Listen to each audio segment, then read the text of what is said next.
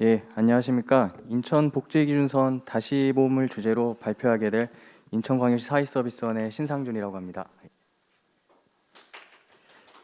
예, 우선 그 앞에서 원장님께서 말씀하셨듯이 그 인천복지의 방향을 튼다는 측면에서 제가 이렇게 발표를 하게 되어서 굉장히 큰 영광으로 생각하고 있습니다. 인천복지기준선은 그 인천 시민이라면 누구나 누려야 할 삶의 조건을 설정하고 이를 인천시가 공적으로 보장하겠다는 의지를 표명한 것입니다. 그래서 인천복지기준선이 수립되는 과정과 그리고 인천복지기준선이 이행되는 과정은 우리 인천형이라는 이제 표현을 쓸 만큼 우리가 잘 수행을 하고 있다고 이제 판단이 되는데, 그 인천형이라고 한다면은 아시 여기 인천 복지규선에서 좀 아시다거나 아니면 사회서비스원에 대해서 좀 관심이 계시다면은 저희가 이제 시민 참여형이라고 이렇게 표현을 붙입니다. 그렇다면은 시민 참여형이라는 것이 과연 무엇인지에 대해서 좀 더 구체적으로 살펴보고, 이것이 왜 우리에게 의미가 있는지 좀 더 구체적으로 확인하는 시간을 갖도록 하겠습니다. 인천시는 그 인천복지기준선을 이제 수립하였고, 그에 대한 이 기준을 다음과 같이 이제 설정을 하고 있습니다. 우선 인천복지는 그 시민력을 기반으로 하고 있습니다. 여기서 시민력이라고 한다면은 사회적인 권리 의식을 가진 이 시민들이 연대하고 참여하여서 지역 사회를 돌보고 우리 공동체를 확인하면서 하나의 그 정책을 형성하는 것을 의미합니다. 그래서 여기서 이제 사회적인 권리라고 한다면은 보편화된 그 인간이 누려야 할 그런 문명화된 삶의 기준을 의미하고, 이러한 기준들을 설정하기 위해서는 어떤 누군가 제3자가 이렇게 결정하는 것이 아니라 그 이해관계가 얽힌 그런 시민이라든지 아니면 공동체 구성원들이 모여서 논의하고 합의하고 협의하는 그런 일련의 과정들을 통해서 마련해 나가는 것입니다. 그 이러한 마련해 나가는 과정은 공적으로 이제 정책으로 마련하는 것이고, 이런 정책이 어느 누군가의 소수에게 혜택을 받는 것이 아니라 우리 다수의 시민들이 모두가 혜택을 받을 수 있도록 시민들이 모여서 함께 논의하고 토론하는 것을 의미합니다. 이러한 측면에서 복지라고 한다면은 어느 정도의 불쌍한 사람들을 도와주는 것이 아니라 그 시민이라면은 당연히 받아야 할 그런 권리되는 측면에서 이렇게 확인되는 것이기 때문에, 인천복지는 기존의 선별된 복지의 체계에서 제도적인 복지로 변해 나가는 그런 특징을 가지고 있다고 이렇게 볼 수가 있습니다. 그래서 시민 참여형 복지의 실천이라고 볼 수 있고, 여기서 시민 참여라고 한다면은 이 시민들이 어떠한 상황에서든지 참여하여서 서로 공동체의 위험이라든지 문제들을 논의하고 이 해결책들을 제시하는 것들을 의미합니다. 그래서 인천형이라고 한다면 시민 참여형 복지를 말하고, 시민 참여에 대한 연구는 굉장히 많이 축적이 되어 왔습니다. 민주주의 사회에서 시민 참여의 정당성은 이미 확보가 되어 있고, 정부 운영에서 시민 참여가 없는 그 운영은 굉장히 많은 그 비판을 받아오고 있는 것이 현실입니다. 그래서 그 시민 참여를 논의할 때 안스테인의 시민 참여의 사다리를 굉장히 많이 논의를 하고 있는데, 이거는 그 시민 참여 연구에서 고전으로 평가를 받고 있습니다. 보시듯이 그 8단계에서 1단계까지 갈수록 이제 시민 참여가 수동화되어 가는 것이고, 8단계 시민이 통제한다는 것이 그 하나의 그런 시민 참여의 이상적인 모습이라고 이렇게 볼 수 있습니다. 그래서 그 아인슈타인은 시민 참여를 시민 통제와 권한의 부여 그리고 파트너십 이런 것들을 시민 참여라고 보고 있는 경향들이 있는데, 인천 복지 기준선이 이러한 시민 참여의 전형들을 보여주고 있다라고 이렇게 볼 수 있습니다.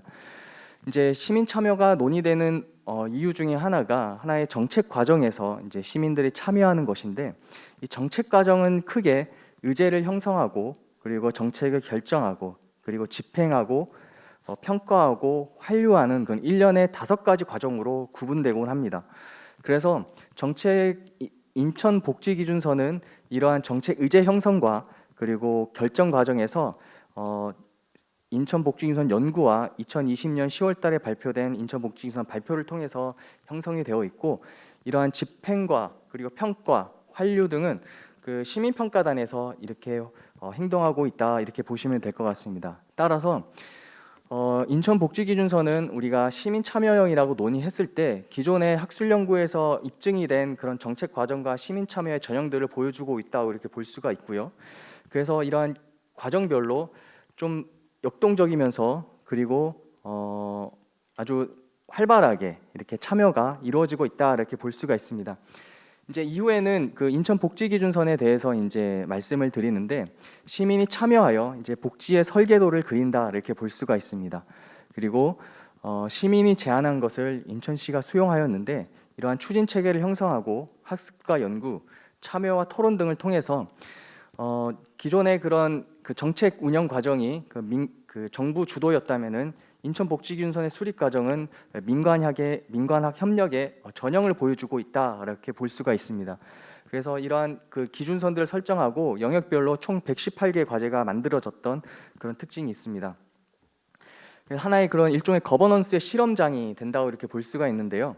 우리가 흔히 거버넌스라고 한다면 협치로 번역되곤 합니다. 그래서 이 협치라고 한다는 것은 다양한 그런 주체들이 모여서 논의하고 협의하고 결정하는 것을 의미하는데 이러한 추진위원회와 시민평가단, 그리고 연구진, 그리고 공무원 지원 TF 등 크게 4가지로 구분한 그 추진 주체들이 모여서 다양한 그 의견들을 나누었고 이러한 의견들을 토대로 해서 인천복지기준선이 수립이 되었습니다.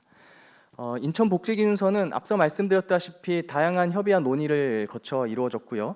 이러한 논의와 협의는 그 학습이 전제된 그런 특징이 있습니다. 즉 시민들이 참여했을 때에 단순히 복지에 대한 논의가 아니라 인천복지기준선은 무엇이고 앞으로 인천복지는 어떻게 나아가야 될 것인지에 대해서 학습하는 과정과 그리고 실태조사를 통해서 인천 시민의 인식조사를 수행하였고 이러한 과정들을 통해서 토론하는 그런 특징들이 있었습니다. 그리고 이러한 과정들을 통해서 시민들이 수기하고 여기서 공무원 지원 TF도 협의하여서 인천복지기준선이 수립되었습니다. 그렇다면 시민의 인간다운 삶의 조건을 구현해 나갈 때에 인천복지기준선은 과연 어떻게 이행되고 있는지를 확인해 보도록 하겠습니다. 우선은 인천복지기준선이 다음과 같은 비전과 추진 전략을 토대로 이렇게 만들어졌고요. 5개 영역별로 기준선과 5개 영역별로 기준선을 만들었는데 최저선과 적정선을 만들었습니다.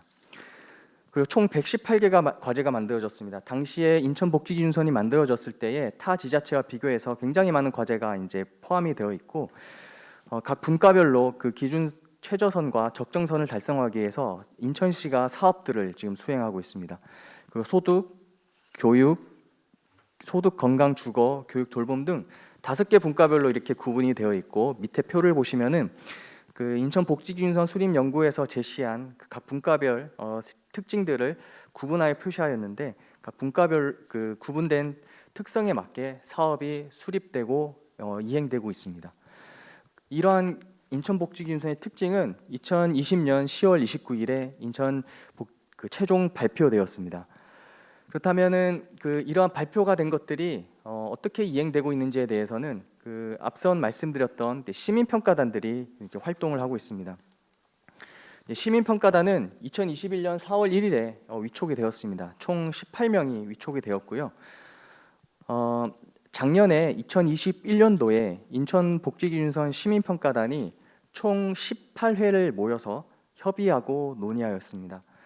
즉 코로나19 상황임에도 불구하고 대면으로 할 수 있는 회의는 대면으로 진행하고 비대면으로 할 수밖에 없었던 회의에는 비대면으로 수행하면서 인천복지기준선을 이행하는 데 있어서 시민의 참여가 이어지고 있는 그런 특징들이 있습니다. 그래서 다음과 같이 시민평가단이 활동을 하였는데 이제 평가 대상은 총 118개 과제를 하지만은 그 전체 과제에서는 그 시 자체 담당 부서 사업 담당자들이 이제 자체 평가를 수행하고 시민평가단에서 각 분과별로 중점 사업이라고 판단되는 그 사업들을 토대로 해서 심층적으로 확인하여 그 인천시의 이러한 사업들이 이렇게 진행되었으면 좋겠다라고 제안하였습니다.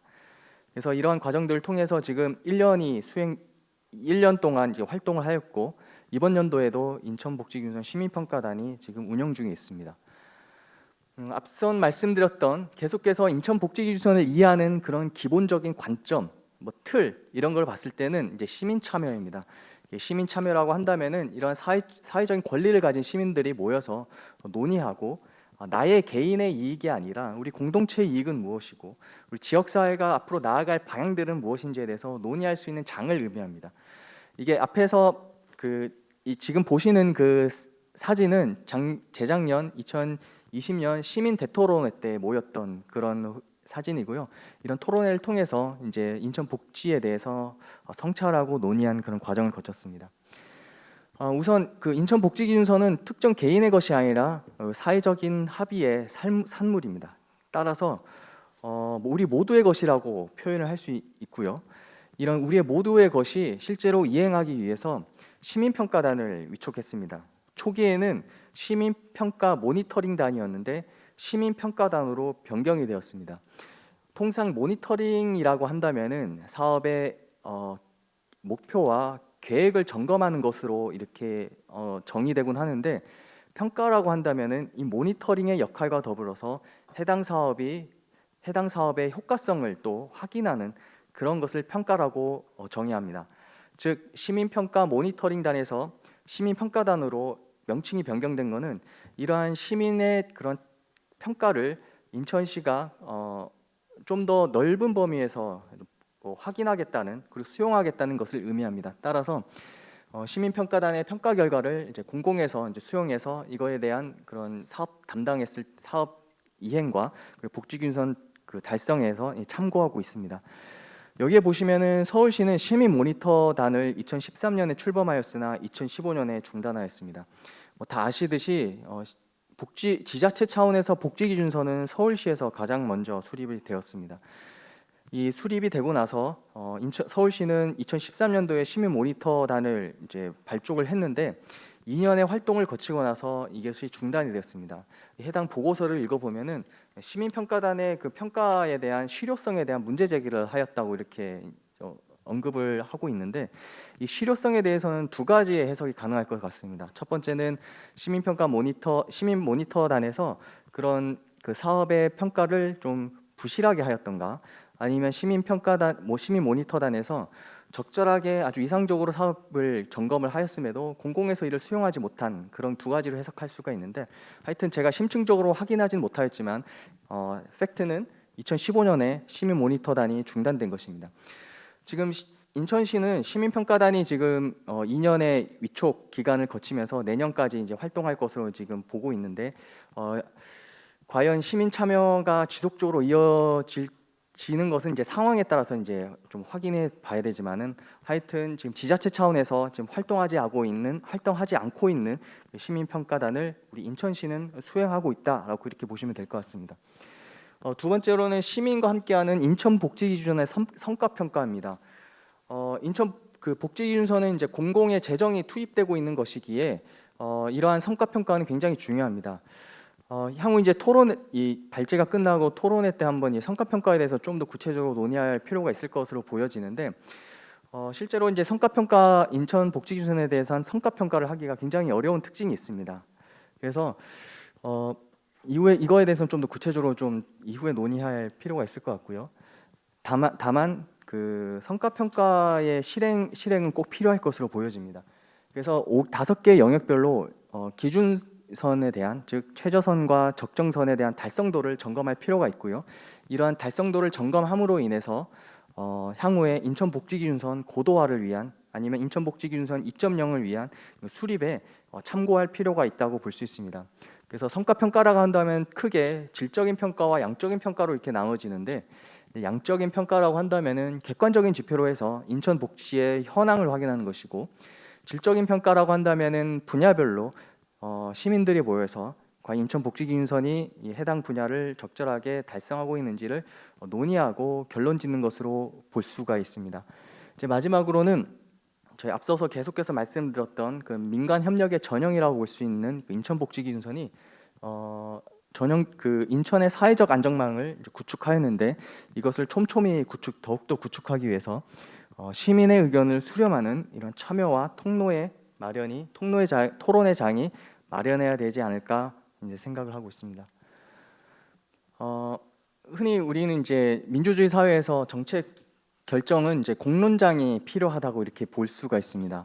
이제 공론장이라고 한다면 통상 이제 사회적 합의를 할 수 있는 담론의 장이라고 이렇게 정의가 되곤 하는데, 앞서 말씀드렸던 정책 과정별로 이제 시민 참여가 이루어졌을 때 의제 형성, 그리고 결정, 그리고 집행, 평가, 이 환류회 등의 5가지의 일련의 과정 등을 통해서 시민 참여는 다양하고 유연성 있게 운영할 수가 있을 것입니다. 그래서 인천복지기준선 역시 이러한 특징에 맞게 인천복지기준선이 수립되고 발표되고 그리고 이행되고 평가하면서 환류하는 그런 일련의 과정에서 시민 참여는 다음과 같은 특징으로 이루어져야 될 필요가 있지 않을까. 즉 시민 참여가 구체화되어서 실질적으로 시민의 그런 사회적 안전망, 그리고 사회적 위험에 대응하는 그런 인천복지기준선이 마련돼야 되지 않을까라고 이렇게 제안을 해보고자 합니다.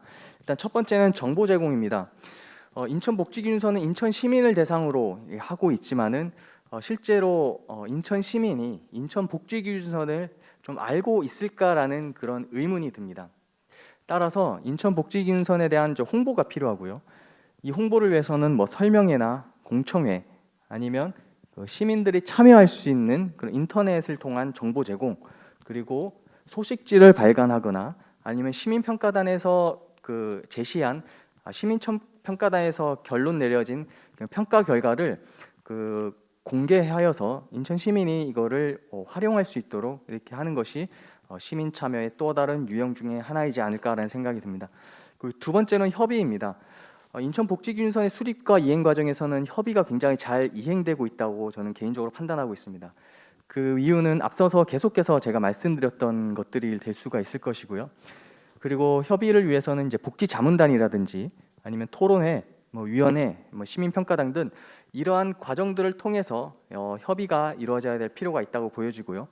그리고 마지막으로는 시민의 능동적인 참여, 그리고 자발적인 참여가 이렇게 필요합니다. 이 부분이 좀 인천복지기준선에 좀 부족하지 않나라는 생각이 듭니다. 왜냐하면 앞서 말씀드렸던 인천복지기준선에 대해서 잘 모르는 시민들이 많기 때문입니다. 따라서 인천복지기준선을 홍보하여서 시민의 사회적 위험을 대응할 수 있는 그런 인천시의 공적 대응인데, 이러한 것들을 시민들이 자발적으로 참여하기 위해서 다양한 통로가 좀 더 추가될 필요가 있을 것이라고 생각합니다. 첫 번째는 시민이 제안할 수 있는 통로를 또 만드는 것이고, 시민의 아이디어를 직접적으로 모집할 수 있는 방안과, 그리고 감독관 및 감시관, 인천복지기준선이 잘 이행되고 있는지를 확인하는 것과, 그리고 타인의 고충을 대신 처리해 줄 수 있는 옴부즈만까지 또 고민해야 될 필요가 있지 않을까라는 생각이 듭니다.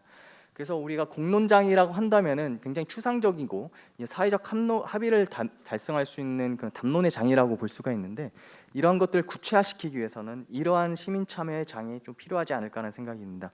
이에 따라서 시민의 사회 안전망을 구축하는 것이 인천복지기준선의 핵심이라고 볼 수 있을 것 같습니다. 예, 인천복지기준선의 의미는 뒤에 이제 토론자 분들께서 구체적으로 또 말씀해 주실 것인데, 간단하게 이제 6가지만 좀 언급해드리고 끝내도록 하겠습니다. 우선은 인천복지기준선은 앞서 원장님께서 말씀드렸듯이 인천복지의 하나의 그런 방향을 다시 한번 바꿀 수 있는, 그 방향을 우리 인천 시민하면 누구나 누릴 수 있는 그런 기준으로 만들어나가는 그런 방향의 설정이 있었습니다. 이를 위해서 이제 사회복지의 눈으로 인천을 성찰하고 대안을 모색한 그런 특징이 있고요. 그리고 지속적으로 합의하고 협의하는 그런 일련의 그런 사회적 합의의 과정이 있었는데, 이를 위해서 집단지성이 발현된 그런 특징을 보이고 있습니다. 그리고 앞서서 말씀드렸던 인천복지기준선은 사회적 합의의 산물이기 때문에 누구의 것이 아니라 모두의 것으로서의 복지정책이라고 볼 수 있고요. 그리고 인천형 복지의 기초를 세운다. 즉 불쌍한 사람 아니면은 특정 누군가에게 도움을 주는 것이 아니라 인천 시민 모두에게 그런 사회적 안전망을 확충하고 사회적 위험에 대응할 수 있는 것이 인천 복지기준선의 핵심이라고 볼 수 있습니다. 따라서 인천형 복지의 기초를 세웠다는 것의 의미가 있을 것이고요. 그리고 이러한 그 인천 복지기준선이 향후 지역에서부터 중앙정부, 즉 국가로까지 나아갈 수 있는 방향을 제시할 수 있었다는 점에서 인천복지기준선은 다음과 같은 의미를 가지고 있다라고 이렇게 보여집니다. 네, 제 발표는 여기까지 하도록 하겠습니다. 예, 감사합니다. 예, 발표를 해주신 신상준 부위원님께 다시 한번 박수 부탁드리겠습니다. 예. 전반적으로 그 인천복지기준선에 대해서 차분하게 설명을 주셨는데, 복지기준선이라는 게 사실 연구를 통해서 수립되고 그 다음에 시행이 되고 또 이 시행에 대해서 평가를 하고 환류하는 체계인 부분입니다. 그런데 인천복지기준선의 경우에는 어떠한 다른 시도의 복지기준선보다도 시민의 역할이 매우 이제 강조되었다라는 측면에서 인천복지기준선은 상당히 어떤 특징이 있는 것으로 저는 그렇게 판단을 하고 있습니다.